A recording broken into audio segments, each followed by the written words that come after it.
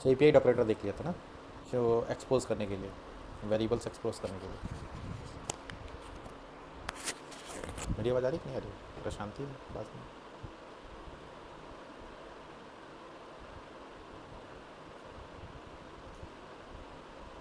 Chill mode तो 2 दिन पहले ही ख़त्म हो जाना चाहिए था।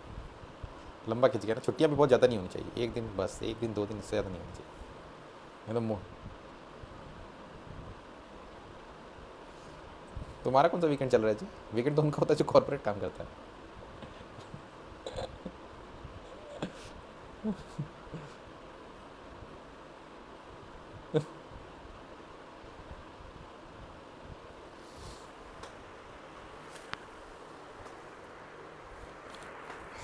चलो ठीक है, सोना वोना बेच लिया ना, खाली हो गया अब तो।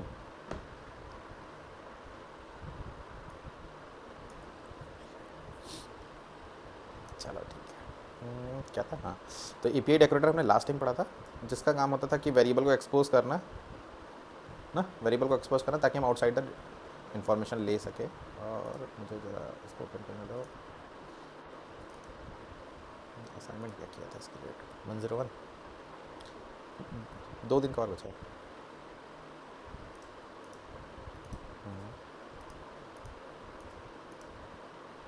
ठीक है, पेरेंट चाइल्ड कंपोनेंट हमने कर लिया था। तो हमने क्या किया था कि पेरेंट के अंदर चाइल्ड को कॉल किया था, यही था ना, हाँ। पेरेंट के अंदर चाइल्ड को कॉल किया था और पेरेंट से हम वैल्यू चाइल्ड पर भेज रहे थे, ठीक है ना। जो ये वाला यूज़ केस था कि हाँ, पेरेंट चाइल्ड, तो क्या पेरेंट चाइल्ड कम्युनिकेशन के बीच में हो जाता है, तो parent parent component sending some values to the child component, ये होता है, ठीक है ना। एक दूसरा जो सिनेरियो आता है जब चाइल्ड कंपोनेंट अपनी वैल्यूज़ पेरेंट को भेजे, ठीक है। एक और सिनेरियो होता है इसका इन्वर्ट या अपोजिट कह लो, ठीक है। तो जैसे होता है, अगर हम इसको बहुत बेसिक नॉलेज से समझें कि क्या है एक्चुअली, जब हम जेएस पे वर्क करते थे, जेएस और एचटीएमएल में, ठीक है ना। जब हम जेएस और एचटीएमएल में वर्क करते हैं, समझने लो कॉन्सेप्चुअल चीज़ है, ठीक है। जब हम जेएस और एचटीएमएल में सर्च करते हैं, जब वैल्यू भेजते हैं, तो हम क्या होता है, अगर हमें जेएस से एचटीएमएल में भेजना है तो हमने एक वेरिएबल बनाया ऐड ट्रैक से, और उसको हमने डायरेक्ट एक्सेस कर लिया यहाँ पे। हाँ, वो डायरेक्ट हम एक्सेस करेंगे, करली ब्रेसेस लगा के। कहाँ पे था, किसी भी कंपोनेंट में चले जाओ, ठीक है ना। ये था ना, सब डायरेक्ट एक्सेस थे ना, सब जेएस पे वैल्यू वेरिएबल डिक्लेयर कर रहे थे और एचटीएमएल पे उनको डायरेक्ट एक्सेस कर रहे थे। तो यानी जेएस से एचटीएमएल पे वैल्यू भेजना एकदम स्ट्रेट फॉरवर्ड है, सीधा है। लेकिन जब हम इसका रिवर्स में काम करते हैं, एचटीएमएल से हमें जब जेएस में वैल्यू भेजना, जब यूज़र कोई इनपुट करता है, इनपुट देता है, तो हमें जेएस में भेजना पड़ता है वैल्यू, ताकि हम उस पर कोई कैलकुलेशन परफॉर्म कर सके। तो वो केस क्या होता था, वो केस थोड़ा सा टिपिकल होता था, वो स्ट्रेट फॉरवर्ड होता ही नहीं था। वो क्या होता था कि उसके लिए पहले क्या बनाना पड़ता था, हमें एक हैंडलर बनाना पड़ता था, जैसे इसमें है ना, और ये देखो, एक हम हैंडलर बनाते थे। उस हैंडलर को हम अपने उस इनपुट इवेंट से कनेक्ट करते थे। कनेक्ट करने के बाद तब जाके वो वर्क करता था। मतलब जो एक केस जो जेएस से भेजने वाला वैल्यू है, जेएस जहाँ पे भी जेएस अपनी वैल्यू भेजता है वो डायरेक्ट भेज देता है। लेकिन जब इसका रिवर्स होता है, ठीक है, जब रिवर्स हो, जब एचटीएमएल भेजना शुरू करता है अपनी वैल्यू जेएस के पास, तो उसमें उसकी किसकी हेल्प लेनी पड़ जाती है, एक इवेंट की हेल्प लेनी पड़ जाती है। जैसे यहाँ पे एक ऑन ब्लर इवेंट है ना, इस इवेंट की हेल्प लेनी पड़, यही कॉन्सेप्चुअल चीज़ हमारे उस केस में भी अप्लाई होता है, ठीक है। जब पेरेंट टू चाइल्ड हो गया, तो क्योंकि वहाँ पे जेएस डायरेक्ट वैल्यू अपनी एचटीएमएल भेज रहा है ना। अगर तुम पेरेंट चाइल्ड कम्युनिकेशन बहुत ध्यान से देखो, अंडरस्टैंड करो, तो यहाँ पे हमने एक वेरिएबल बनाया, वो वेरिएबल की अपनी वैल्यू यहाँ पे यूज़ हो रहा है करली ब्रेसेस, तो जेएस अपनी वैल्यू डायरेक्ट एक एचटीएमएल पे भेज रहा है ना, डायरेक्ट भेज रहा है, इसमें कुछ भी उसको करने की जरूरत नहीं जेएस। लेकिन जब हम इसी एचटीएमएल से वैल्यू वापस से जेएस पे भेजना होगा, तो हमें एक इवेंट की हेल्प लेनी पड़ जाएगी। तो यही इवेंट हमें बनाना पड़ता है। तो जब भी हम कभी पेरेंट से चाइल्ड में जाते हैं, पेरेंट टू चाइल्ड जो हमारा डेटा ट्रांजिशन होता है, क्योंकि इसके बाद वही आता है डेटा ट्रांजिशन,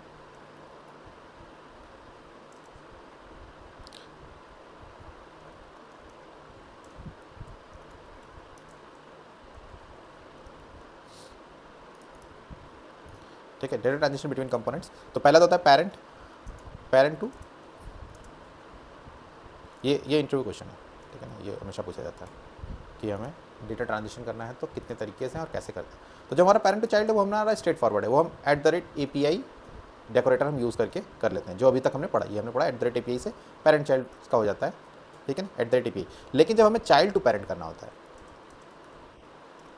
तो हमें हेल्प लेनी पड़ जाती है इवेंट, ठीक है। और यहाँ पे स्पेशली हम देते हैं, जैसे इवेंट्स, तो जैसे जेएस इवेंट्स तो बहुत सारे हैं, on blur, on click, on a mouse over, ये सारे बने हुए, पहले से बने हुए। लेकिन क्योंकि हम यहाँ पे खुद का इवेंट बनाते हैं, क्योंकि चाइल्ड कंपोनेंट हमने खुद का बनाया, तो इसी तरह से इवेंट भी हम खुद का बनाते हैं। इस कारण से हम इसको इवेंट ही नहीं बोलते केवल, तो हम यहाँ पे इसको बोलते हैं कस्टम इवेंट, ठीक है ना। कस्टम इवेंट बनाते हैं हम, होता है कि इवेंट ही है, लेकिन काइंड ऑफ है कस्टम हम क्रिएट करते हैं, तो इसलिए इसको हम बोलते हैं कस्टम इवेंट।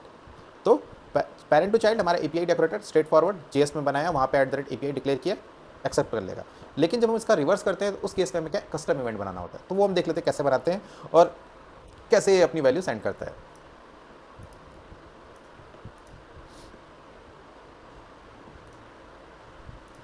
तो इसके लिए भी एक हम कंपोनेंट बनाते हैं।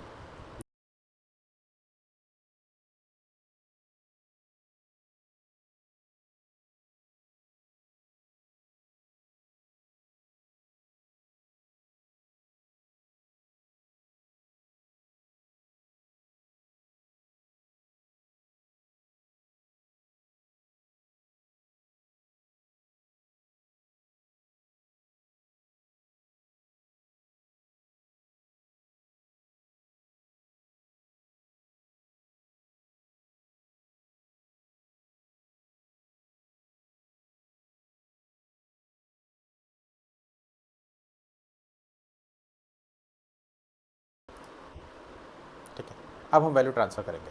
तो ट्रांसफ़र करने का जैसे तरीका मैंने बताया, हमें एक कस्टम इवेंट बनाना पड़ता है। कस्टम इवेंट कैसे बनाना पड़ता है? कस्टम इवेंट बनाने का सिंटैक्स होता है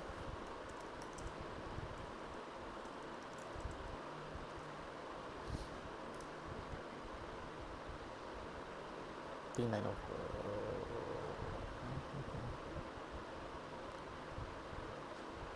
ये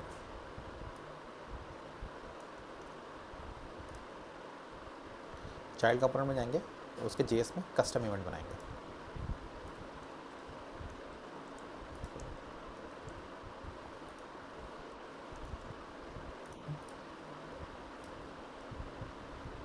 ठीक है, अब इसका हमने बना दिया, ये है इवेंट का नेम जो सेलेक्टेड है ना, ये इवेंट का नेम है और यहाँ पे वैल्यू पास करते हैं। ठीक है, तो इसमें दो पैरामीटर जाते हैं। पहला पैरामीटर जाता है इवेंट नेम और जो दूसरा पैरामीटर जाता है वो value which we which need to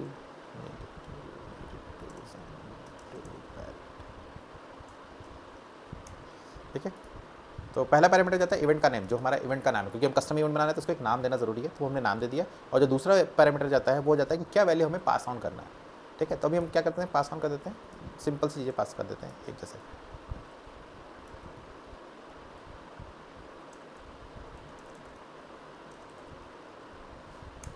ठीक है, एक value high from child component pass कर दिया। और डिस्पैच इवेंट होता है, डिस्पैच इवेंट मतलब यही डिस्पैच इवेंट होता है जो क्या कर देता है, वैल्यूज़ को सेंड कर देता है पेरेंट के पास। ठीक है, तो जब हम बटन पे क्लिक करेंगे, बटन क्या करेगा, इसको एग्जीक्यूट करेगा। इवेंट डॉट प्रिवेंट डिफॉल्ट होता है, वो क्या कहता है कि जो क्लिक का जो डिफॉल्ट है ना, डिफॉल्ट बिहेवियर, उसको स्टॉप करता है। ठीक है, डिफॉल्ट बिहेवियर को स्टॉप करके हम एक कस्टम इवेंट बना के उसको डिस्पैच करते हैं। ठीक है, तो बस इसलिए यूज़ होता है कि उसके उस पर अगर कोई डिफॉल्ट बिहेवियर है, जैसे इसमें बता रहे हैं ना, नेविगेशन है, जैसे किसी ने सबमिट टाइप का बना दिया है, तो उसका जो भी डिफॉल्ट वेरिएबल है, क्योंकि बटन है ना, बटन के बिहेवियर अलग अलग होते हैं, तो जो भी है उसका डिफॉल्ट वेरिएबल उसको स्टॉप करके, ठीक है, ये स्टॉप, ये ऑप्शनल होता है, ऐसा नहीं है ज़रूरी है कि सब पे लगाना ज़रूरी होता है, ऐसा ये लगा भी सकते हैं, नहीं भी लगा सकते हैं। ठीक है, तो ये ऑप्शन होता है। जनरली हमें उस केस में लगा देना चाहिए जब हमें बटन, हमारा बटन नहीं है, वो एक लिंक है, मतलब कोई लिंक है, उस लिंक पे क्लिक करते हैं तो वहाँ पे लगा देना चाहिए, ताकि वो अपना एक्शन ना परफॉर्म करे। तो ये है, तो ये हमने ये केवल उसका पर्पज़ के लिए लगाते हैं। फिर हमारा आता है ये सेलेक्टेड इवेंट, मतलब जो हम कस्टम इवेंट का एक नेम देते हैं। ठीक है, उसी नेम को देखो हमने यहाँ पे डिस्पैच किया है ना, ये वो नेम है डिस्पैच करने के लिए, लेकिन हम यूज़ करते हैं ये वाला नेम। तो इस नेम को हम थोड़ा सा चेंज करते हैं, सेलेक्टेड का जहाँ पे क्या कर देते हैं, चाइल्ड कर देते हैं, थोड़ा सा चाइल्ड नेम है। और हाँ, इसमें कैपिटल्स यूज़ नहीं होते हैं। ठीक है ना, कोई भी कैपिटल यूज़ नहीं होता, कैपिटल यूज़ करोगे तो वर्क ही नहीं करेगा। ठीक है, और यहाँ पे यूज़ कर सकते हैं, इस वाले नेम में कोई भी कैपिटल यूज़ नहीं होता। ठीक है, हमने एक चाइल्ड इवेंट बनाया जिसका नाम हमने दे दिया चाइल्ड इवेंट, और हमें अब इसको पेरेंट पे यूज़ में लेना पड़ेगा। ये तो हमारा चाइल्ड बन गया। जब हम बटन क्लिक कर पेरेंट पे जाएंगे यहाँ पर, तो यहाँ पर हम लिखेंगे जो हमारा इवेंट का नेम था, इवेंट का नाम था चाइल्ड इवेंट, जिसमें ई स्मॉल था। ठीक है, चाइल्ड इवेंट, और उसके पहले हम यूज़ कर लेंगे ऑन। ठीक है ना, ऑन यूज़ करते हैं, अपने इवेंट का नाम दे देते हैं, और फिर इक्वल टू कोई भी मेथड जो हमें एग्जीक्यूट कराना है, पेरेंट का कोई मेथड। तो पेरेंट पे हम एक मेथड बना लेते हैं,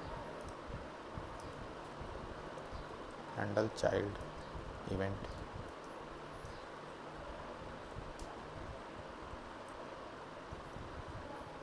ठीक है, और इसकी वैल्यू कैसे निकलती है, इसकी वैल्यू निकालने के लिए इवेंट डॉट गेट ऐसे कुछ होता है।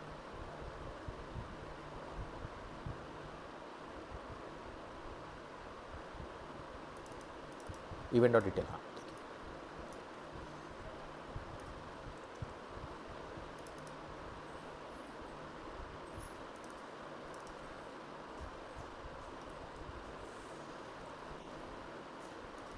और इसको हमने कर दिया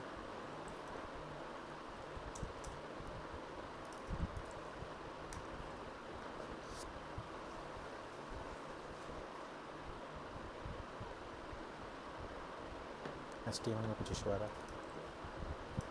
अच्छा, यहाँ पर हमने बाइंड नहीं किया। ठीक है, तो ये क्या करेगा, जैसे ही उस बटन पर क्लिक करेंगे ऑन इसका इवेंट कस्टम इवेंट फायर होगा, वो इस मेथड को कॉल करेगा।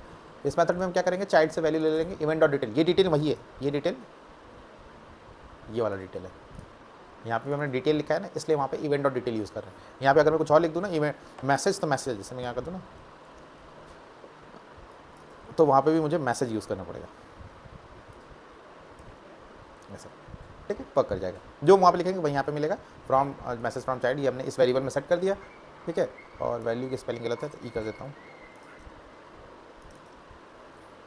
और सेम चीज़ हम जेएस, अच्छा जेएस पे भी फिक्स करते हैं। ठीक है, अब हम देखते हैं कैसे वर्क कर रहा है।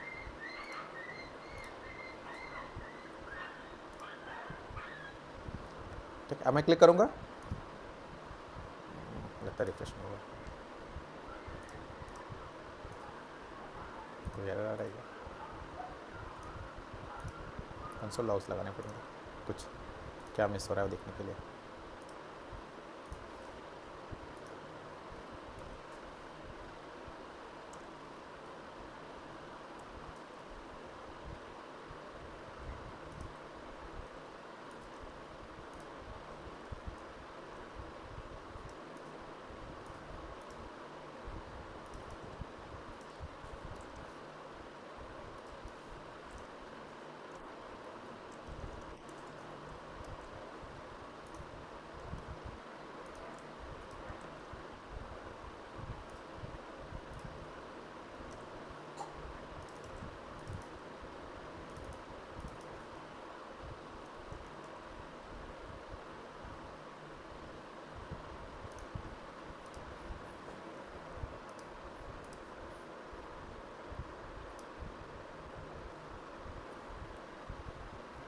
इवेंट रिसीव नहीं हो रहा है, इवेंट फायर्ड हो गया, इवेंट फाउंड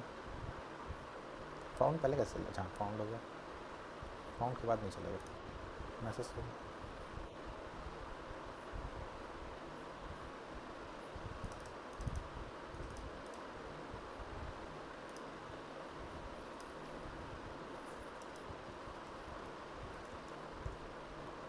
क्या पता है डिटेल्स का स्टार्ट।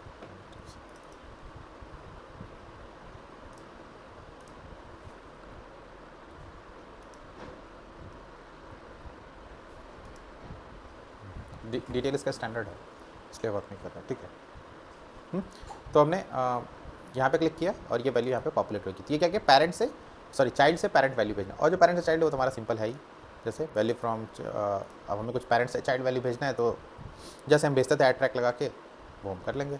ऐड ट्रैक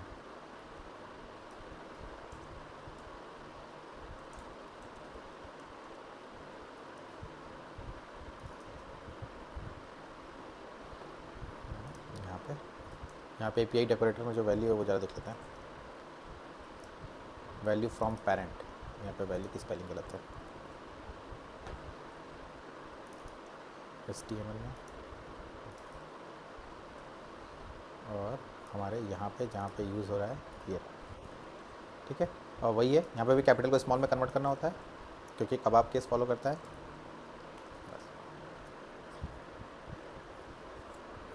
अब जो भी इस वेरिएबल में हम चेंज करना चाहें, जैसे भी चाहे वैसे चेंज कर सकते हैं। फॉर एग्जांपल जैसे हमने जब वहाँ से चाइल्ड में आए तो यहाँ पे लिख दें मैसेज वैल्यू टू चाइल्ड।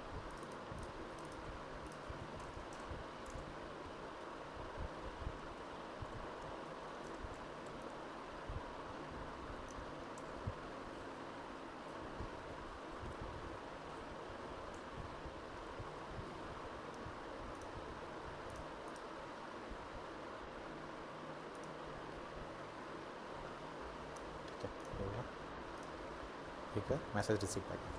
ठीक है, तो पहले तो ये क्या, ये एग्जांपल है वैल्यू मतलब कैसे हम चाइल्ड से पेरेंट भेजते हैं, पेरेंट टू चाइल्ड। तो चाइल्ड से पेरेंट भेजने के लिए हमेशा एक कस्टम इवेंट बनाते हैं चाइल्ड में, उसी इवेंट को हम ऑन करके यूज़ कर लेते हैं और वो इवेंट किसी मेथड को कॉल करता है। ठीक ठीक है, किसी मेथड। और जब हमें वैल्यू भेजना होता है तो हम क्या बताते हैं, एक डिटेल बनाते हैं, उस डिटेल के अंदर मैसेज डाल देते हैं और उसी मैसेज को यूज़ में ले लेते हैं, उसी मैसेज को हम डायरेक्ट एक्सेस कर लेते हैं और हमें, ठीक है। तो ये होता है हमारा parent to child and child to parent.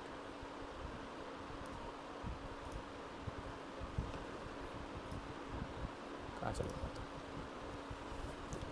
ठीक है, इसके बाद आता है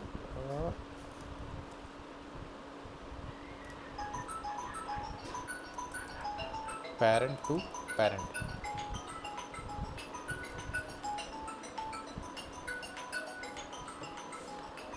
ठीक है, पैरेंट टू पैरेंट में क्या होता है, ये ऐसा मतलब जानने वाली चीज़ है, ठीक है। और इसका कुछ वो नहीं है, मतलब क्या कहते हैं, यूज़ केस इसका बहुत कम है, मतलब बहुत इतना ज़्यादा इसका यूज़ केस नहीं होता है, ठीक है। पैरेंट टू पैरेंट वाला का ये बहुत कम यूज़ केस होता है इसका, ठीक है। तो और इसको मैं तुम ही लोग पे छोड़ता हूँ, क्योंकि इसका एक प्री डिफाइंड स्टेप्स है, इसमें बहुत ज़्यादा कुछ है नहीं, मतलब ऐसा कुछ समझने वाली चीज़ नहीं है। एक प्री डिफाइंड स्टेप्स है, उसी को फॉलो करके ये पूरा का पूरा सेटअप होता है, क्योंकि ये सेटअप करने वाली चीज़ है, इसमें वो नहीं है कि हमें कुछ लॉजिक लगाना है या फिर कुछ भी लॉजिक लगाना है, ऐसा कुछ भी नहीं है। तो ये लाइटनिंग मैसेज सर्विस जो है ना, इसको बोलते हैं लाइटनिंग मैसेज सर्विस, ठीक है।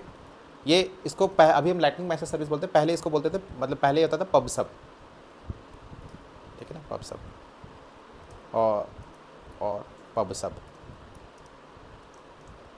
ठीक है। पब सब एक्चुअली का वर्ड है पब्लिश एंड सब्सक्राइब, ठीक है ना, पब्लिश एंड सब्सक्राइब मॉडल, ठीक है। तो ये जो क्या कहता है कि दो पैरेंट का मतलब, जैसे पैरेंट और चाइल्ड का क्या होता है कि आपस में रिलेशनशिप है, ठीक है ना, कोई ना कोई रिलेशनशिप है कि वो उसके अंदर कॉल हो रहा है। लेकिन जब हम पैरेंट के बीच में बात करते हैं तो इसका मतलब उन दोनों कंपोनेंट के बीच में कोई रिलेशन ही नहीं है, ठीक है। तो ना तो हम API डेकोरेटर यूज़ कर सकते हैं, ना तो कस्टम इवेंट यूज़ कर सकते हैं। तो हमारे पास बस एक ही चीज़ बचता है कि हम लाइटनिंग मैसेज सर्विस यूज़ कर ले या पब सब यूज़ कर लेते हैं। पब सब अब यूज़ नहीं होता है, ये बहुत पहले वो यूज़ होता था, अब केवल लाइटनिंग मैसेज सर्विस होता है। तो जब तुम यहाँ पे सर्च करोगे लाइटनिंग मैसेज सर्विस, उसके प्री डिफाइंड स्टेप्स हैं,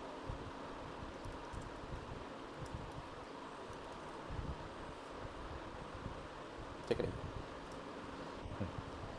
ये इसके प्री डिफाइंड स्टेप्स हैं, कैसे ये वर्क करता है, ठीक है। पूरे 3-4 स्टेप्स हैं कंटिन्यूसली, कि पहले हमें चैनल बनाना पड़ता है, ठीक है, क्योंकि पब्लिक सब्सक्राइब मॉडल है ना, नो इसका पब्लिश एंड सब्सक्राइब। तो पहले हमें पब्लिश करना पड़ेगा, मतलब एक इवेंट हम यहाँ पे भी वही करेंगे। यहाँ पे भी क्या होता है, जैसे कि यहाँ पे हम इवेंट बनाते हैं, यहाँ पे भी इवेंट बन रहा है, वही चीज़ यहाँ पे भी बनता है, यहाँ पे भी इवेंट ही बनता है। लेकिन क्योंकि दो कंपोनेंट है, दो इररिलेटेड कंपोनेंट है, तो हम क्या बनाते हैं, एक ऐसा मॉडल डिज़ाइन करते हैं। उस मॉडल में हम क्या करते हैं कि हमने एक मैसेज बनाया। अभी क्या होता है कि कस्टम इवेंट बनाया तो उसको पैरेंट ही एक्सेस कर सकता है, ऑन कीवर्ड यूज़ करके, केवल इसका जो पैरेंट होगा वही एक्सेस। लेकिन इस केस में क्या होता है कि हमें तो पता ही नहीं है कि हम जो जैसे दो कंपोनेंट के बीच में हमें भेजना है हमें मैसेज, ठीक है।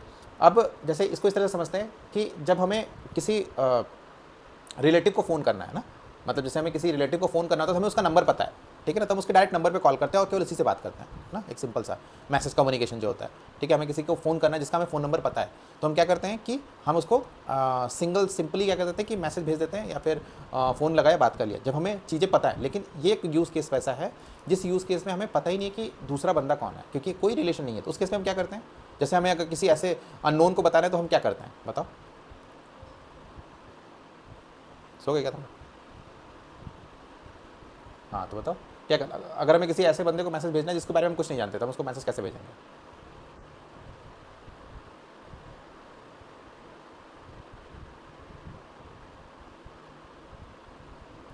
हाँ, जिसके बारे में तुम जानते नहीं लेकिन तुम्हें मैसेज भेजना है तो उसको कैसे भेजोगे?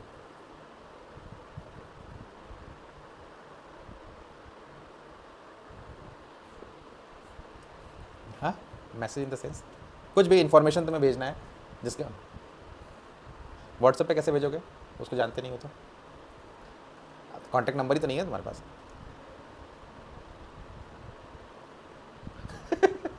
फिर फिर उसको बोलेंगे तो बोल दो।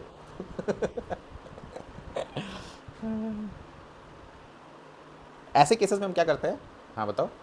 हाँ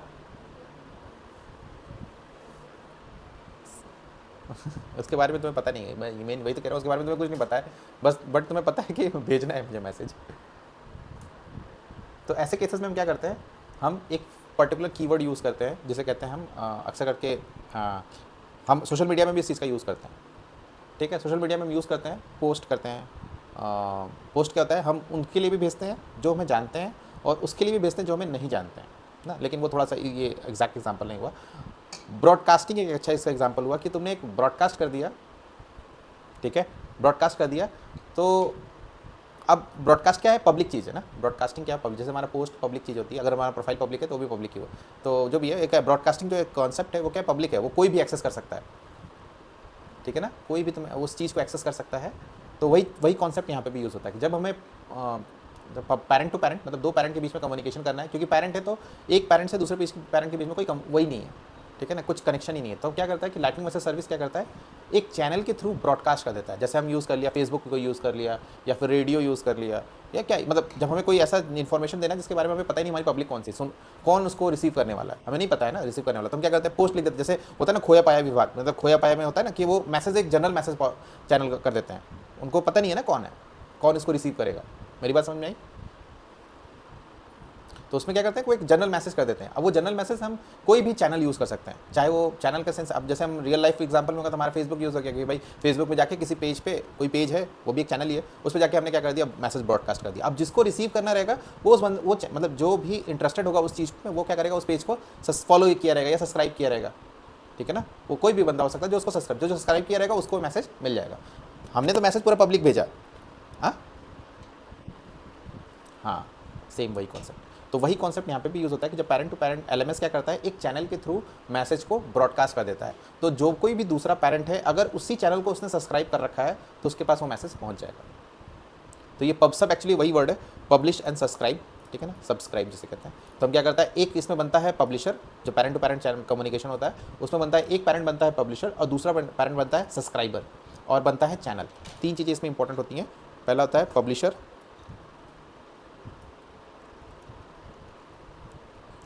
सब्सक्राइबर और चैनल, ठीक है। चैनल तो पहले बनाएंगे फिर पब्लिशर और सब्सक्राइबर बनाएंगे ना, क्योंकि पेज पहले बनता है फिर उसके पब्लिशर और सब्सक्राइबर्स बनते हैं, ठीक है।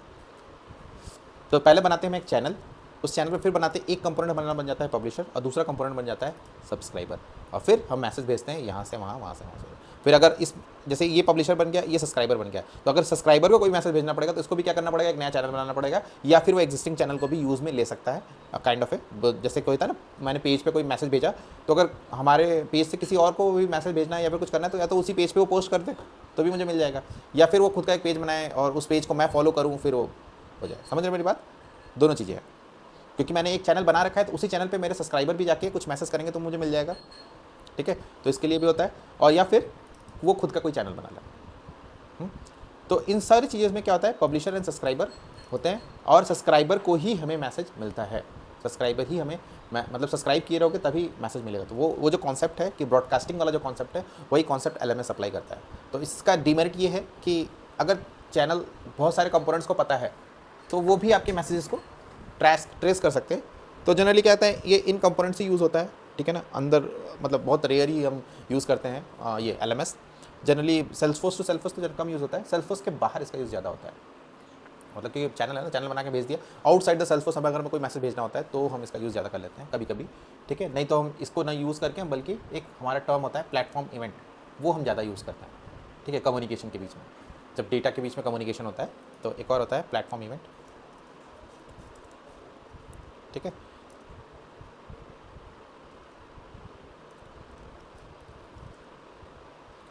बिटवीन एनी कंपोनेंट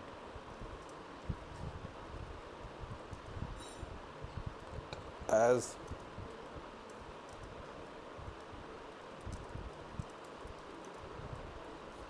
ठीक है, ये कम्युनिकेशन के हेल्प में करता है कि किसी भी कंपोनेंट के बीच में कम्युनिकेशन कर सकते हैं, और आउटसाइड द सेल्सफोर्स भी कम्युनिकेशन कर सकते हैं, ठीक है ना। अगर तो हमें आउटसाइड द सेल्सफोर्स अगर कोई मैसेज भेजना है तो भी हम इसी प्लेटफॉर्म इवेंट के थ्रू कर सकते हैं। तो ये इससे रिलेटेड नहीं है, बट अगर पूछते हैं, जैसे होता है कभी कभी पूछ लेते हैं ट्रांजेक्शन बिटवीन कंपोनेंट्स, तो एलडब्ल्यूसी कंपोनेंट्स की बात की जाए कि अगर स्पेशली एलडब्ल्यूसी कंपोनेंट्स की बात की जाए तो ये चारों चीज़ें हम यूज़ में ले सकते हैं, ठीक है ना, चारों चीज़ें हम यूज़ में ले सकते हैं। और जो प्लेटफॉर्म इवेंट होता है थोड़ा सा एडवांस्ड वर्जन होता है इवेंट्स का ना, ये भी इवेंट है, ये भी इवेंट है और ये भी इवेंट है, 3 इवेंट्स हैं। ये तो डेकोरेटर है ना, ये तो डेकोरेटर, बाकी इसके अलावा जो भी ये 3 चीज़ें, ये सारे तीनों इवेंट है। ये भी इवेंट्स होता है जिसमें हम कस्टम इवेंट बनाते हैं, यहाँ पे भी क्या होता है, इवेंट ही बनता है, पहले हम चैनल बनाते हैं, फिर पब्लिशर बनाते हैं, फिर सब्सक्राइबर बनाते हैं, फिर हम इवेंट बनाते हैं, ठीक है ना। जो क्या करता है वो इवेंट दोनों जगहों पे होता है, मैसेज सेंड करने के लिए भी और मैसेज रिसीव करने के लिए भी, ठीक है ना। वो हो जाता है, जब हम इसका मॉडल देखेंगे ना यहाँ पे कहीं पर होगा,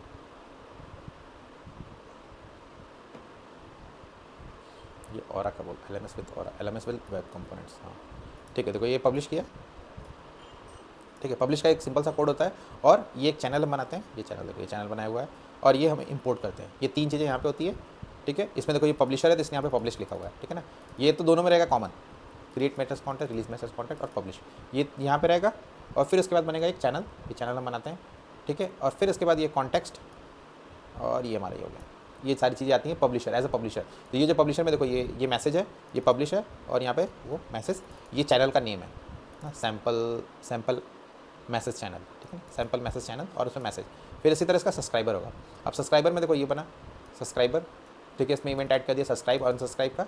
और जब हम सब्सक्राइब करेंगे तो जब भी वहाँ पे मैसेज आएगा ये वाला मेथड ऑटोमेटिकली कॉल हो जाता है, ठीक है, जिसमें हम सब्सक्राइब किए हैं। यहाँ पे वही देखो उसी सेम चैनल को हमने सब्सक्राइब किया, ठीक है ना, सब्सक्राइब किया।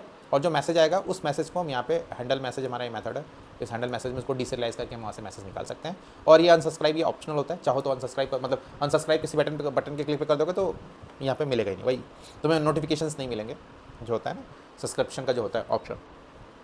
तो ये इस तरीके से वर्क करता है, ठीक है ना। जैसे मैंने बताया कि ये मतलब ऐसा कुछ वो नहीं है, बस ये है कि सेटअप है कि हमने सेटअप कर लिया तो दैट्स इट। अब इसके बाद ये वर्क करने लगे। जो इस अब से पहले जितनी चीज़ें पढ़ी हैं वो सारी चीज़ें इंपॉर्टेंट है, मतलब वो बहुत ज़्यादा यूज़ में आती हैं। वही चीज़ जनरली यूज़ हम करते हैं LWC के कंपोनेंट में। अभी से ये LMS के क्या एडवांस्ड है, जो स्पेसिफिक यूज़ केस में ही हम यूज़ करते हैं जब हमें कभी ऐसा रिक्वायरमेंट आता है, जो जनरली बहुत रेयर चांसेस में आता है कि कोई आपसे बोले कि आपको इस कंपोनेंट से इस कंपोनेंट के बीच में डेटा ट्रांसफर करना है। जनरली जब ऐसा कुछ यूज़ केस होता है तो इस ये ना करके हम क्या कर देते हैं, प्लेटफॉर्म इवेंट हेल्प ले लेते हैं, क्योंकि प्लेटफॉर्म इवेंट इससे ज़्यादा ईजी ट्रेसेबल है, ठीक है। ये ट्रेस नहीं कर सकते इसको, एक ये प्रॉब्लम होता है कि इवेंट फायर हुआ है तो ये भी नहीं ट्रेस हो सकता है, और इवेंट रिसीव हो रहा है तो ये भी ट्रेस नहीं हो पाता, नॉन ट्रेसेबल होता है, इसलिए कम यूज़ में लेते हैं। वो यूज़ तभी लेते हैं जब हमें सच में इसका ज़रूरत पड़ता है, नहीं तो हम प्लेटफॉर्म इवेंट्स में चले जाते हैं। तो ये होता है हमारा प्लेटफॉर्म इवेंट्स। प्लेटफॉर्म इवेंट्स हमारा क्या होता है, जैसे जैसे ये इसका सेटअप है उसी तरीके से प्लेटफॉर्म इवेंट का भी सेटअप होता है। जैसे इसका पब्लिश सब्सक्राइब मॉडल है ना, तो प्लेटफॉर्म इवेंट के केस में क्या हो जाता है, ये भी वही है ना, प्लेटफॉर्म इवेंट भी हमारे वही मॉडल फॉलो करता है, पब्लिश सब्सक्राइब और ये ना, ये भी वही मॉडल फॉलो करता है। इसमें भी हम चैनल ही बनाते हैं, बट यहाँ पे जो पब्लिशर होता है ना वो प्लेटफॉर्म इवेंट ही होता है, ठीक है ना, कोई दूसरा नहीं हो सकता इसमें। ये फिक्स्ड है कि पब्लिशर हमारा प्लेटफॉर्म इवेंट होगा और सब्सक्राइबर वो LWC कंपोनेंट होगा। तो ये मॉडल थोड़ा इस तरीके से होता है, ये थोड़ा सा कॉम्प्लेक्स मॉडल होता है जो ये प्लेटफॉर्म इवेंट वाला मॉडल होता है। इसमें क्या करते हैं कि हमारा जो पेरेंट होता है, ठीक है ना, कम्युनिकेशन बिटवीन एनी कंपोनेंट, तो यहाँ पे हो जाता है कंपोनेंट 1 ना, CMP1, ये पहले क्या करता है, प्लेटफॉर्म इवेंट को कॉल करता है, और फिर प्लेटफॉर्म इवेंट क्या करता है, CMP2 पे जाता है, ठीक है ना, ऐसे करके वर्क होता है। इस तरीके से कम्युनिकेशन होता है। और रिवर्स भी करना हुआ तो ये भी इसी का रिवर्स होता है कि CMP2 प्लेटफॉर्म इवेंट फिर CMP1 ऐसे करके। तो यहाँ पे बस ये क्या एक नया टर्म ऐड हो जाता है कि प्लेटफॉर्म इवेंट का हेल्प ले रहे हैं हम कम्युनिकेशन के लिए, ठीक है, प्लेटफॉर्म इवेंट का हम हेल्प ले रहे हैं केवल कम्युनिकेशन के लिए। और जो इसका थर्ड होता कैसे है, होने का भी तुमको यहाँ पे जाओगे,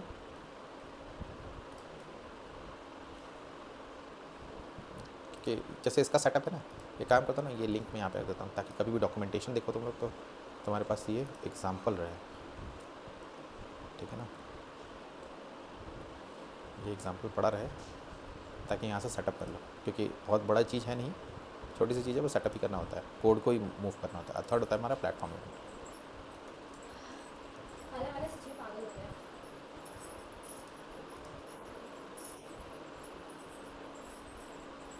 थर्ड हमारा प्लेटफॉर्म इवेंट जिसको हम बोलते हैं EMP API।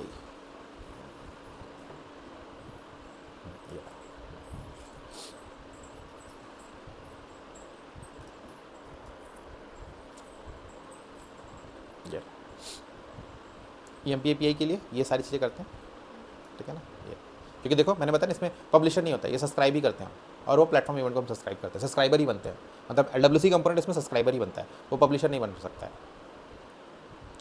और ये होगा, इसके अलग अलग मेथड्स होते हैं। तो ये सब्सक्राइब का देखो ना, ये मेथड बनाया, सब्सक्राइब कर लिया तो जैसे ही प्लेटफॉर्म इवेंट फायर होगा ये मेथड ऑटोमेटिकली कॉल्ड हो जाएगा, ठीक है, कॉल्ड हो जाएगा और वर्क कर जाएगा। अब जैसे ये हो गया, ये तो हो गया बिकम अ सब्सक्राइबर, मतलब ये होगा हमारा कंपोनेंट 2 के लिए हो गया, क्योंकि ये कंपोनेंट 2 बनेगा ना सब्सक्राइबर, तो ये बन जाता है सब्सक्राइबर, जो हम इसमें दे देते हैं, इसके में ऐड कर देते हैं ये इसमें सेटअप ये ऐसा होता है। और पब्लिशर कैसे करते हैं, मतलब इवेंट को कैसे फायर करते हैं, जो कंपोनेंट 1 के लिए है उसके लिए क्या करते हैं, कुछ नहीं करते, बस प्लेटफॉर्म इवेंट का एक रिकॉर्ड इंसर्ट कर देते हैं।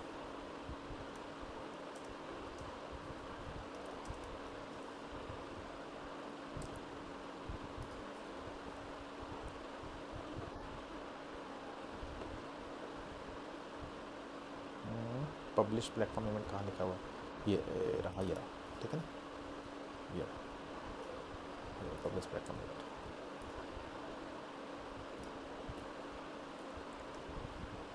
ऐसा होता है, ठीक है। तो ये क्या करते हैं हम इस वाले मेथड में, यहाँ पे हम एक प्लेटफॉर्म इवेंट बनाए, जैसे इसमें है ना कि एक इवेंट बनाए, देखो इसका अंडरस्कोर ई होता है एक्सटेंशन, ठीक है ना, अंडरस्कोर ई होता है प्लेटफॉर्म इवेंट का एक्सटेंशन। तो जितने चाहे उतने इवेंट्स हम बना सकते हैं, लिस्ट में इंसर्ट कर दिया, रिकॉर्ड ही होता है, काइंड ऑफ रिकॉर्ड होता है, बस उसको इंसर्ट कर देते हैं और डेटाबेस डॉट सेव रिजल्ट के थ्रू इवेंट डॉट पब्लिश कर देते हैं। ये जैसे ही पब्लिश करेंगे तो जितने भी कंपोनेंट्स होंगे जिस लोगों ने EMP API को सब्सक्राइब कर रखा होगा, ठीक है ना, EMP API को सब्सक्राइब, उन सारे कंपोनेंट के पास ये वाला इवेंट आ जाएगा, ठीक है, ये वाला मैसेज चला जाएगा। तो ये भी है। तो प्लेटफॉर्म इवेंट के थ्रू भी हम क्या करते हैं, डेटा ट्रांसफ़र करते हैं from one component to another component, ठीक है ना, एक कंपोनेंट से लेके किसी भी को। तो ये यूज़ होता है कि किसी भी कंपोनेंट से किसी भी कंपोनेंट को कनेक्ट कर देगा, इसमें रिलेशन का मतलब नहीं होता है, ठीक है। वैसे तो ये दोनों सेम ही होते हैं, मतलब पैरेंट टू पैरेंट भी, इसमें भी LMS अगर सेटअप कर देंगे ना तो भी कॉन्सेप्ट तो यही होता है कि किसी भी कंपोनेंट से किसी भी कंपोनेंट को हम भेज सकते हैं। तो जो इसका डीमेरिट है बस ये कि ट्रेसेबल नहीं होता है, हम ट्रेस नहीं कर सकते हैं कि हमारा इवेंट सच में फायर हुआ था क्या ना, ये चीज़ नहीं होता। लेकिन जब प्लेटफॉर्म इवेंट की बात करते हैं तो वहाँ पे क्योंकि हमने रिकॉर्ड इंसर्ट किया, ठीक है, तो रिकॉर्ड इंसर्ट किया तो इसका मतलब ये सेव है कहीं पे, ठीक है ना, कहीं पे सेव है और वहाँ से वो मिल जाएगा वापस से। तो ये फ़ायदा होता है प्लेटफॉर्म इवेंट का, ठीक है। और ये क्यों, दूसरा ये भी है कि जो जैसे क्या होता है कि LMS क्या केवल LWC कंपोनेंट के बीच में ही वर्क करेगा, ठीक है ना, केवल LWC कंपोनेंट के बीच में वर्क करेगा, इनके अलावा कहीं और वर्क नहीं करेगा। लेकिन जो हमारा प्लेटफॉर्म इवेंट है ना, इंडिपेंडेंट है, चाहे LWC कंपोनेंट के बीच में वर्क कराओ, चाहे LWC से तुम फ्लो कॉल करा दो, कुछ भी करा सकते हो ना, क्योंकि जो प्लेटफॉर्म इवेंट का जो रोल है वो बहुत वर्साटाइल है। मतलब चाहे LWC कंपोनेंट से तुम किसी एक्सटर्नल सेल्सफोर्स से बाहर कुछ इवेंट परफॉर्म कराना है तो भी करा सकते हैं, तो with the help of platform event, क्योंकि प्लेटफॉर्म इवेंट क्या है, इसका रोल जो यूज़ है वो बहुत वर्साटाइल है, बहुत बिग है, मतलब बहुत सारे काम कर सकता है। तो अगर हम इसका हेल्प लेंगे तो वो बहुत आगे तक वर्क करता है,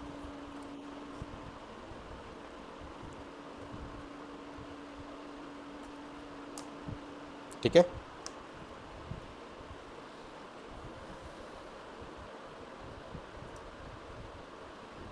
तो ये वाला क्वेश्चन अक्सर करके इंटरव्यू में पूछा जाता है कि हम कैसे कम्युनिकेट करते हैं दो कंपोनेंट के बीच में, ठीक है ना। ये वापस से रिकॉर्डिंग चेक कर लेना, ठीक है, अभी मैं भेज दूंगा, शेयर कर दूंगा रिकॉर्डिंग, और अपने खुद के नोट्स बना लेना, या फिर ये भी नोट्स अगर रखते तो भी कोई दिक्कत नहीं है, बट बना के याद कर लेना, क्योंकि ये बहुत कॉमन क्वेश्चन है और लगभग अगर तुम बताओगे तुमने LWC कंपोनेंट तुम्हें आती है तो पक्का तुमसे ये क्वेश्चन जरूर पूछेंगे कि कैसे ट्रांसफ़र करते हैं डेटा, या तो ये पूछेंगे या फिर ये पूछेंगे कि चाइल्ड टू पैरेंट या पैरेंट टू चाइल्ड कम्युनिकेशन कैसे होता है। ये दो क्वेश्चन होते हैं, फिक्स होते हैं। और डेकोरेटर्स के रोल्स क्या होता है, एक ये क्वेश्चन आता है कि डेकोरेटर्स हैं, कितने टाइप्स के डेकोरेटर्स हैं, उनके रोल्स क्या हैं, और उसके अलावा कुछ और इजी पूछना होता है तो पूछ लेते हैं कितने कंपोनेंट्स हैं, ठीक है ना, LWC के कितने कंपोनेंट्स होते हैं और उनका रोल क्या होता है। बस इतना ही क्वेश्चन पूछा जाता है LWC से, क्योंकि LWC का स्कोप बहुत बड़ा नहीं है, बहुत छोटा है LWC। हाँ, इतने ही क्वेश्चन होते हैं और कुछ नहीं होते। और बहुत ज़्यादा पूछना हुआ तो वो LDS पूछ लेते हैं, लाइटिंग डेस्क सर्विस। हाँ,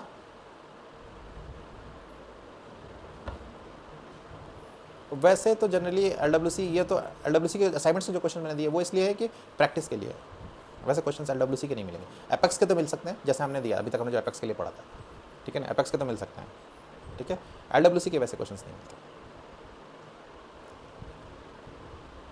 हाँ, LWC थ्योरी नहीं रहेगी एक्चुअली, का मेजरली काम LWC पे होता है ना, तो जो सारे असाइनमेंट्स है वो असाइनमेंट्स, देखो क्वेश्चन इंटरव्यू के क्वेश्चन अक्सर करके ऐसे होते हैं जो 15-20 मिनट में सॉल्व हो जाए, लेकिन LWC के क्वेश्चन ऐसे होते हैं कि छोटा से छोटा भी क्वेश्चन होगा तो भी उसको आधे घंटे 45 मिनट लग जाते हैं सॉल्व होने, तो इसलिए नहीं देते हैं।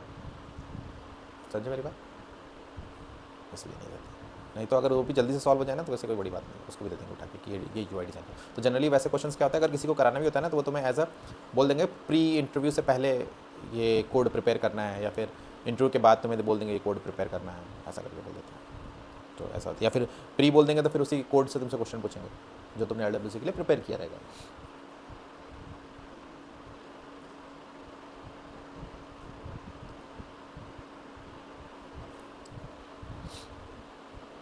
ठीक है, तो ये हो गया हमारा LWC के। और LWC में इतनी ही चीज़ें हैं। इसके अलावा है लाइफ साइकिल हुक्स होता है, लाइफ साइकिल हुक्स बचा हुआ है।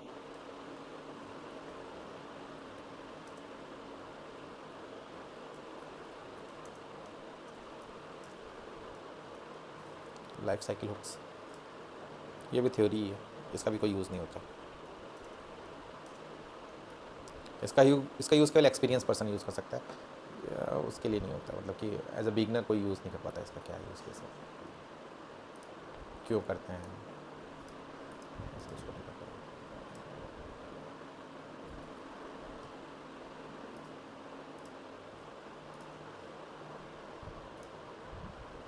कुल 5 चीज़ें होती हैं, ठीक है ना। Constructor, connected call back, disconnected call back, render call back और एरर कॉल बैक, ये 5 चीज़ें होती हैं इसमें लाइफ साइकिल हुक्स में। ये इसका फ्लो बना हुआ है, यही फ्लो बस समझने वाली चीज़ होती है और कुछ होता नहीं है।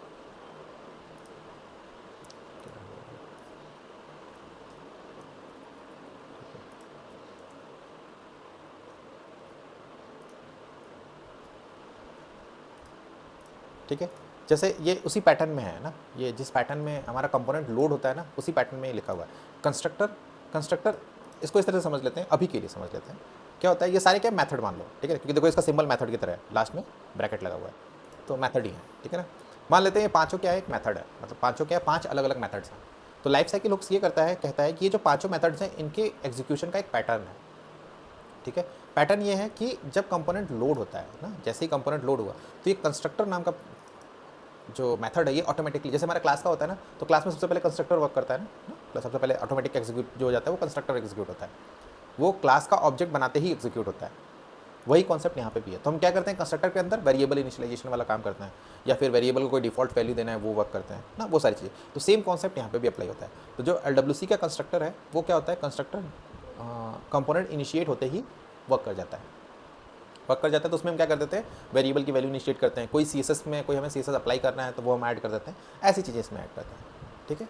फिर आता है हमारा connected call back. Connected call back भी एक मेथड है, लेकिन वो एग्जीक्यूट कब होता है, जब कंपोनेंट पूरा लोड हो जाता है ना। हमें पता तो चलना चाहिए कंपोनेंट लोड होना शुरू हुआ, जैसे कंपोनेंट लोड हुआ, ठीक है, वो कंस्ट्रक्टर को कॉल कर, जैसे होता है जैसे हमने क्लास कॉल किया तुरंत कंस्ट्रक्टर कॉल हो जाता है। तो वही कॉन्सेप्ट यहाँ पे, जैसे कंपोनेंट लोड होना स्टार्ट हुआ उसने कंस्ट्रक्टर को कॉल कर दिया, उसमें जो वेरिएबल थे उसके हो गए। अब कंपोनेंट लोड होना शुरू हुआ, लोड होता है तो पूरा जब लोड होकर कनेक्ट खत्म हो जाएगा तो हमें मिलेगा कनेक्टेड कॉल बैक, ठीक है। कनेक्टेड कॉल बैक हमें ये बताता है कि हमारा कंपोनेंट रेडी टू यूज़ है, ठीक है ना।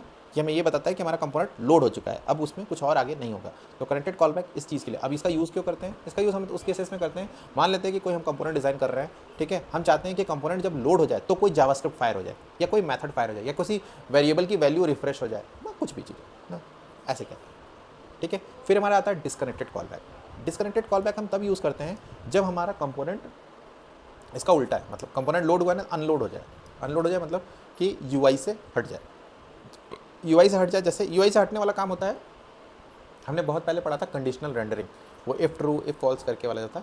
तो ये जो डिस्कनेक्टेड कॉल बैक होता है वो जनरली यूज़ होता है फॉर द चाइल्ड कंपोनेंट्स, ठीक है, चाइल्ड कंपोनेंट में यूज़ करने के लिए हेल्प में लेते हैं हम, ठीक है ना, disconnected call back.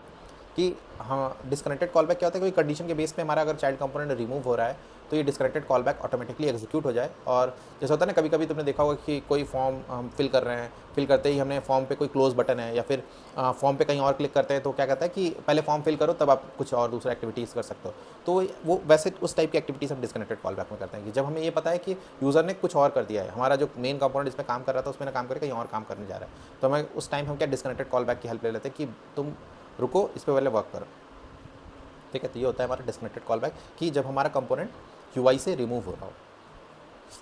Render call back काफ़ी वो होता है, यूज़ केस इसका प्रिसाइज होता है। कभी कभी जब हम जब तुम एडवांस्ड LWC पढ़ोगे, जब एडवांस्ड LWC पढ़ने का मतलब यूज़ में लोगे, ठीक है ना, यूज़ में लेने का मतलब कि तुमने LWC तो वर्क करो, लेकिन LWC के साथ साथ कुछ एक्सटर्नल जावास्क्रिप्ट्स का भी वर्क मिलेगा। जैसे कभी कभी देखा होगा LWC के अंदर चार्ट वगैरह यूज़ में आता है, ठीक है। तो चार्ट क्या है, LWC बना नहीं सकता है, ठीक है ना। LWC के पास ऐसी कैपेबिलिटीज़ नहीं है कि वो चार्ट बना सके। सबसे मोस्ट कॉमन एग्जांपल बता रहा हूँ, ठीक है ना, ऐसे कैपेबिलिटीज़ नहीं है कि वो चार्ट बना सके। तो उस केसेस में क्या होता है कि हमें एक्सटर्नल जावास्क्रिप्ट का हेल्प लेना पड़ता है। तो जब हम एक्सटर्नल जावास्क्रिप्ट की हेल्प लेते हैं तो उस केस में हम रेंडर कॉल बैक लेते हैं। रेंडर कॉल बैक की यूज़ क्या होता है, रेंडर कॉल बैक ये कहता है कि जब भी कुछ UI में चेंज होगा, कुछ भी चेंज होगा, ठीक है, मतलब पूरे UI में कुछ भी चेंज होता है तो मैं ऑटोमेटिकली एग्जीक्यूट कर जाऊँगा, ठीक है ना। जैसे हमने कुछ टाइप भी करने का है यूआई में, मैं कुछ टाइप कर रहा हूँ तो रेंडर कॉल बैक बैकएंड में ऑटोमेटिकली एग्जीक्यूट हो जाएगा। तो जनरली ये हम जो रेंडर कॉल बैक है हम यूज़ करते हैं जब हमें चार्ट में कुछ दिखाना होता है, क्योंकि चार्ट क्या होता है, रन टाइम पे बनता है। मतलब कुछ हम जैसे हम कोई इनपुट है, इनपुट के बेसिस पे चार्ट डिज़ाइन होना चाहिए, तो जब मैं इनपुट टाइप करूँ चेंज करूँ तो ऑटोमेटिक चार्ट में भी वो चीज़ें बदलती रहती है, वहाँ पे भी यूज़ कर लेते हैं कि ताकि वो यूआई को रीडिज़ाइन करे। नहीं तो क्या होता है कि हम जब तक पेज लोड नहीं करेंगे ना तब तक वो वैल्यू रिफ्लेक्ट नहीं करेगा, क्योंकि यहाँ पे एक्सटर्नल जावास्क्रिप्ट के केस में क्या होता है कि हमारे पास ऐड ट्रैक नाम की कोई चीज़ नहीं है ना, ऐड ट्रैक होगा तो ना वहाँ पे यूज़ नहीं हो पाता है। तो जहाँ पे हम ऐड ट्रैक की हेल्प नहीं ले सकते ना, उस केस में हम रेंडर कॉल बैक की हेल्प लेते हैं। अगर मैं तुम्हें छोटी सी लैंग्वेज में समझाना चाहूँ तो ये होता है कि जिस जगहों पे, क्योंकि ट्रैक क्या करता है किसी भी वेरिएबल को ये बना देता है कि यूआई पे उसकी value at the same time पे रिफ्लेक्ट हो जाए। लेकिन समटाइम्स क्या होता है कि हम कुछ ऐसे हमें बनाने पड़ जाते हैं, कभी कभी हम कुछ ऐसे कंपोनेंट्स हम यूज़ में लेते हैं जिसमें हम एट्रैक्ट यूज़ में ही नहीं ले सकते, ठीक है, या फिर डायनेमिकली कंपोनेंट्स HTML फॉर्म बनाना है, ठीक है, वो उस केस में भी हम एट्रैक्ट यूज़ में ही नहीं ले पाएंगे। तो जहाँ पे एट्रैक्ट यूज़ में नहीं पता तो क्या होता है कि LWC अपनी रिएक्टिव प्रॉपर्टी खो देता है कि वेरिएबल में वैल्यू तो चेंज होगा बट वो सामने दिखाई नहीं देगा, तो क्योंकि एट्रैक्ट यूज़ में नहीं ले रखे हैं। तो उन सारे केसेस में हम क्या कर देते हैं, रेंडर कॉल बैक यूज़ में ले लेते हैं। तो रेंडर कॉल बैक क्या करता है, रेंडर कॉल बैक की प्रॉपर्टी होती है कि जब भी यूआई पे कुछ चेंज होगा तो मैं अपना वैल्यू वे चेंज कर लूँगा। तो यही प्रॉपर्टी हम यूज़ में ले लेते हैं और इन सारी जगहों पर हेल्प ले लेते हैं। और जो एरर कॉल बैक होता है, एरर कॉल बैक होता है इन चारों का, में अगर कभी भी कोई एरर आया ना, ठीक है ना, तो वो क्या होता है, मैं एरर कॉल बैक में कैप्चर हो जाता है।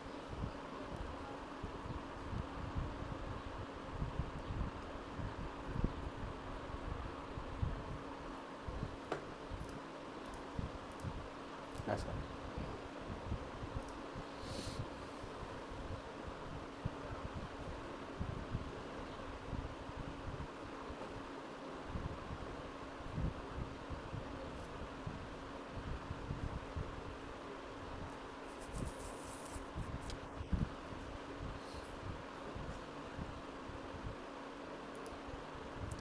यूआई में भी लगभग यही बताया गया कि सबसे पहले कंस्ट्रक्टर लोड हुआ, फिर सारे प्रॉपर्टीज़ वैल्यूज़ अपडेट करता है, फिर पैरेंट इंसर्ट हो जाता है, पैरेंट अगर कोई लोड होना है तो पैरेंट लोड हो जाता है, फिर कनेक्टेड कॉल बैक पैरेंट का कॉल होता है, फिर पैरेंट रेंडर होता है, फिर कंस्ट्रक्टर ऑफ द चाइल्ड, क्योंकि चाइल्ड को लोड करना तो चाइल्ड की सारी चीज़ें चलती हैं, फिर चाइल्ड का रेंडर होता है, ऐसा करके होता है, फिर रेंडर कॉल बैक चलता है। मतलब जब भी कुछ भी चेंज होगा तो रेंडर कॉल, ये एक पैटर्न है जिस पैटर्न पे अगर पैरेंट और चाइल्ड एक साथ लोड हो रहा है तो उसके मतलब मैंने एक ऐसा कंपोनेंट बनाया जिसमें पैरेंट भी है और चाइल्ड भी है, तो वो कैसे वर्क करेगा, ये उसका लाइफ साइकिल है कि पहले कंपोनेंट और पहले कंस्ट्रक्टर पैरेंट का कंस्ट्रक्टर चलेगा और वो उसकी सारी public property public values use कर लेगा, ठीक है। फिर उसके बाद पैरेंट हमारा डोम में इंसर्ट हो जाएगा, इंसर्ट होते मतलब फुली लोड हो जाएगा, ठीक है। लोड होते ही कनेक्टेड कॉल बैक चल जाएगा और कनेक्टेड कॉल बैक चलेगा जिसका मतलब कि वैल्यू कुछ यूआई पे चेंज हुआ तो हमारा उसका रेंडर कॉल बैक, रेंडर मतलब रेंडर कॉल बैक चलेगा। अब उसके बाद क्योंकि पैरेंट लोड हो चुका है तो अब वो क्या करेगा, कंस्ट्रक्ट चाइल्ड कंपोनेंट को लोड करेगा, चाइल्ड कंपोनेंट फिर वही चीज़ होगी, चाइल्ड कंपोनेंट को कंस्ट्रक्टर कॉल होगा, उसकी प्रॉपर्टी इनिशलाइज होगी, फिर चाइल्ड कंपोनेंट लोड होने का मतलब डोम होता है डॉक्यूमेंट ऑब्जेक्ट मॉडल ना, डॉक्यूमेंट ऑब्जेक्ट मॉडल मतलब पेज पे लोड हो गया, फुली लोड हो जाएगा, फिर कनेक्टेड कॉल बैक चलेगा, फिर उसका रेंडर चलेगा, रेंडर चलने के बाद फिर रेंडर कॉल बैक चलेगा, क्योंकि रेंडर होने के बाद उसका वो चलेगा कॉल बैक। हमेशा कॉल बैक वर्ड हमेशा ये वर्ड हमेशा समझना कि कहीं पे भी कॉल बैक लिखा है तो इसका मतलब सीधा सी होता है कि जो उसकी प्रॉपर्टी है वो कंप्लीट हो गई तो हमें उसका रिस्पॉन्स मिला, ठीक है। जैसे रेंडरिंग क्या होती है, पेज पे कोई भी वैल्यू का चेंज होना, तो जब चेंज हो गया पेज पूरी तरीके से रेडी हो गया तो रेंडर्ड कॉल बैक मिलता है कि हमें एक्नॉलेज करे कि जो हमें काम कर रहा था वो कंप्लीट हो गया। तो कॉल बैक हमेशा यही होता है, ठीक है ना। कॉल बैक हमेशा ये कहता है कि जो भी प्रॉपर्टी है वो कंप्लीट, जो भी एक्शन है वो कंप्लीट हो गया तो हमें कॉल बैक एक्शन मिलता है। तो जब पूरे तरीके से चाइल्ड लोड हो गया तो क्योंकि चाइल्ड भी पेरेंट के अंदर है तो पेरेंट की यूआई को चेंज करेगा, तो इस कारण से फिर उसका जो भी कंप्लीट होने के बाद फिर रेंडर कॉल बैक हमें मिल जाता है। अभी डिस्कनेक्टेड वाला कि पैरेंट रिमूव करते हैं तो पहले डिस्कनेक्टेड पैरेंट का चलेगा, फिर चाइल्ड रिमूव होगा जब चाइल्ड का चलेगा, ये है। और चाइल्ड रिमूव करेंगे तो चाइल्ड का चलेगा, तो ये अलग अलग फ्लोज़ हैं, ठीक है। तो ये जनरली बहुत रेयर में कभी पूछते हैं तो पूछते हैं, नहीं तो फिर नहीं पूछते हैं। जनरली वो जो 4-5 क्वेश्चन है ना वही पूछा जाता है कि यूज़ में कैसे होता है, क्योंकि जो लाइफ साइकिल हुक्स है ना ये कॉन्सेप्चुअल चीज़ है, मतलब मैं इसके कोड भी होते हैं, कॉन्सेप्चुअल है, कॉन्सेप्चुअल इन द सेंस कि बस पता रहता है, लेकिन इसका यूज़ तभी समझ में आएगा जब हम सच में इसका यूज़ करना स्टार्ट करेंगे, ठीक है। मतलब इसका जो कॉन्सेप्ट है तभी क्लियर होगा जब तक हम इसको यूज़ नहीं करेंगे, कि क्योंकि अभी तो तुम जैसे मैंने बताया इसका यूज़ ऐसे ही होता है, लेकिन ये तब तक तुम्हें समझ में नहीं आएगा जब तक तुम इसका यूज़ नहीं करोगे। यूज़ नहीं करोगे तो समझ में नहीं आएगा, तो नहीं समझ में आएगा क्या कर रहे हैं, क्यों कर रहे हैं।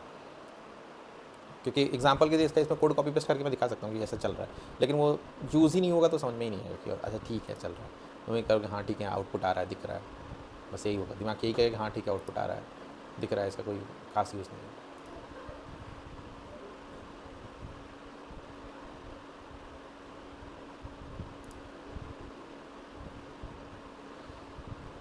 तो ये होता है हमारा लाइफ साइकिल हुक्स, जिसकी प्रॉपर्टी होती है, और ये यूज़ में आता है। लेकिन हम जनरली क्या होता है कि हम ऐसी तरह यूज़ करते हैं, जैसे तुमने देखा होगा मैंने कोड में कनेक्टेड कॉल बैक यूज़ करता ही था, ठीक है, ताकि कोई चीज़ ऑटोमेटिक वो लोड होते ही कॉल हो जाए ना, उसके लिए मैं यूज़ करता ही था। तो वो है, वो हम यूज़ करते रहते हैं। बाकी सारी चीज़ें तो हम जब तक यूज़ नहीं समझ में आएगा तो नहीं। जैसे डिस्कनेक्टेड कॉल बैक तो बहुत रेयर यूज़ होता है। रेंडर कॉल बैक जैसे ना जब एक्सटर्नल जावास्क्रिप्ट हम यूज़ करते हैं तो वहाँ पे तो यूज़ होता ही होता है। अब एक्सटर्नल जावास्क्रिप्ट का यूज़ कर जब हम करेंगे तब हमें कुछ ऐसा कुछ एग्जांपल मिलेगा कि हमें एक ऐसा रिक्वायरमेंट आया जिसमें हम एक्सटर्नल जावास्क्रिप्ट यूज़ कर रहे हैं, तो फिर समझ में, तो फिर हम उस पर वर्क करेंगे। तो ऐसे करके